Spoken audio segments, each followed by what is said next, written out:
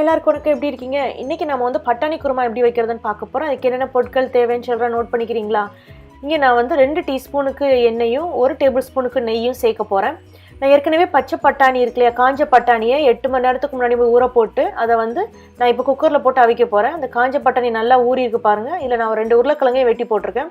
இதை நான் குக்கரில் அவிக்க போகிறேன். அதாவது குக்கருக்கு நீங்கள் உள்ளே போட்டு அவிச்சிங்கன்னா இந்த உருளைக்கிழங்குலாம் உடஞ்சிரும். அது மாதிரி இந்த மாதிரி ஒரு பாத்திரத்தில் வச்சு கீழே தண்ணி ஊற்றி நீங்கள் அவிச்சிங்கன்னா உருளைக்கிழங்குலாம் உடையாமல் நமக்கு கிடைக்கும். அது ரெடி ஆகிடுச்சு. இப்போ நான் வந்து தேங்காய் கலவையை அரைச்சி வச்சுருக்கேன். இங்கே 3 டேபிள் ஸ்பூனுக்கு திருவின தேங்காய் எடுத்திருக்கேன். 1 டீஸ்பூனுக்கு கசகசா எடுத்திருக்கேன்.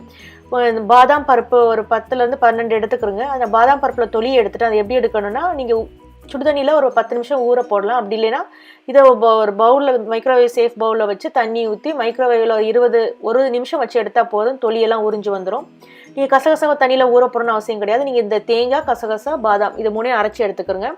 அதே போல் நீங்கள் 1 டேபிள் ஸ்பூனுக்கு தயிர் எடுத்திருக்கேன். தயிரை நீங்கள் எடுத்து 1 டீஸ்பூனுக்கு தண்ணி ஊற்றி இந்த மாதிரி கரைச்சி வச்சுக்கோங்க. நம்ம குருமாவில் சேர்க்கும் போது இந்த தயிர் வந்து தனித்தனியாக மேலே மிதக்காது, மொத்தமாக அந்த குருமாவோடய நல்லா மிக்ஸ் ஆகும். அதனால தான் நான் அது கரைச்சி வச்சுருக்கேன் தண்ணியில் லைட்டாக. பால் நம்ம எடுத்து வச்சுருக்கோம். பால் வந்து நீங்கள் ஹோல் மில்க்னாலும் சரி, 2% மில்க்னாலும் சரி, அதில் ஒரு 2 டேபிள் ஸ்பூன் எடுத்து வச்சுக்கிறோங்க. ஒரு வெங்காயம் கட் பண்ணி வச்சுருக்கேன். பெரிய பழம் தக்காளி கட் பண்ணி வச்சுருக்கேன். இஞ்சி வெள்ளைப்பூடு 1 டேபிள் ஸ்பூனுக்கு இடித்து வச்சுருக்கேன். தனியாத்தூள் 2 டேபிள் ஸ்பூனுக்கு எடுத்து வச்சுருக்கேன். 1 டேபிள் ஸ்பூனுக்கு மிளகாய்த்தூள் உங்கள் காரத்தை பொறுத்துதுங்க. நீங்கள் கூட வேணுன்னா கூட கொஞ்சம் ஆட் பண்ணி சேர்த்துக்கலாம். கரம் மசாலா நம்ம 1/2 டீஸ்பூனுக்கு சேர்க்க போகிறோம். உப்பு தேவையான அளவு. 1 டீஸ்பூனுக்கு வந்து ஜீரகம், 1/4 டீஸ்பூனுக்கு சோம்பு, 2 கிராம்பு, ஏலக்காய், பட்டை, அந்த பிரிஞ்சி இலை நாம் சேர்க்குறோம். எண்ணெயும் நெய்யும் நல்லா சூடான உடனே இந்த எடுத்து வச்சுருக்க ஹோல் கரம் மசாலா போட்டு பொரிஞ்ச உடனே இந்த வெங்காயத்தையும் சேர்த்து வதக்குங்க. வெங்காயம் வந்து நல்லா கண்ணாடி மாதிரி நமக்கு வரணும். அது வந்த பிறகு நீங்கள் இடித்து வச்சுருக்க இஞ்சி வெள்ளைப்பூடு இருக்கு இல்லையா, அதையும் சேர்த்து வதக்குங்க. அந்த இஞ்சி வெள்ளைப்பூடு நீங்கள் வதக்கும்போது ஒரு நல்ல மனம் வரும். அது வர ஆரம்பித்த உடனே நீங்கள் வெட்டி வச்சுருக்க தக்காளி பழத்தையும் சேர்த்துட்டு உப்பு சேர்த்துருங்க. ஸோ தக்காளி பழம் வந்து சீக்கிரமாக மசிஞ்சிரும். நமக்கு மசிஞ்சு அது நல்லா தண்ணி, அது என்ன சொல்கிறது, எண்ணெயெல்லாம் நல்லா வெளியே வர நேரத்தில் நீங்கள் வந்து இந்த கொத்தமல்லி தூள், மிளகாய்த்தூள், கரம் மசாலா தூள் இதையும் போட்டு நல்லா கிண்டுங்க, அந்த பச்சை வாசனை போகிற வரைக்கும். இப்போ நம்ம அது பச்சை வாசனை போயிடுச்சு. அதனால் நம்ம அரைச்சி வச்சுருக்க தேங்காய், கசகசா, அந்த பாதாம் இருக்குல்லையே அதையும் சேர்க்குறோம். இல்லை கொஞ்சம் தண்ணி சேர்த்து அதையும் சேர்த்துட்றேன். ஏன்னா நமக்கு வந்து இதில் ஜாரில் இருக்கிறதெல்லாம் வேஸ்ட் ஆகிட வேண்டாம். ஏன்னா பாதாம்லாம் போட்டு அரைச்சிருக்கோம் இல்லையா, அதனால தான். இப்போ நல்லா சேர்த்தாச்சு. இந்த கலவை நல்லா கொதிக்கட்டும். முதல்ல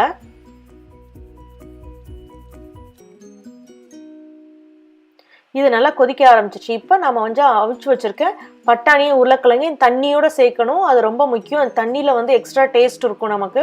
நீங்கள் தண்ணி இல்லாமல் சேர்த்துட்டிங்கன்னா வேறு சக்கையை சேர்த்த மாதிரி இருக்கும். அதனால் தண்ணியோடு சேருங்க.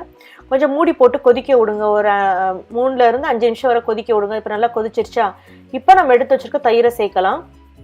நீங்கள் தயிர் அப்படியே டப்பாலேருந்து அப்படி போட்டிங்கன்னா மேலே வெள்ளையாக மிதக்கும். நீங்கள் என்ன தான் கிண்டுனாலும் அது சரியாக மிக்ஸ் ஆகாது. அதனால் இந்த மாதிரி தண்ணியில் கலக்கி விட்டிங்கன்னா அது மொத்தமாக எல்லா இடத்தோடையும் கலந்துக்கும்.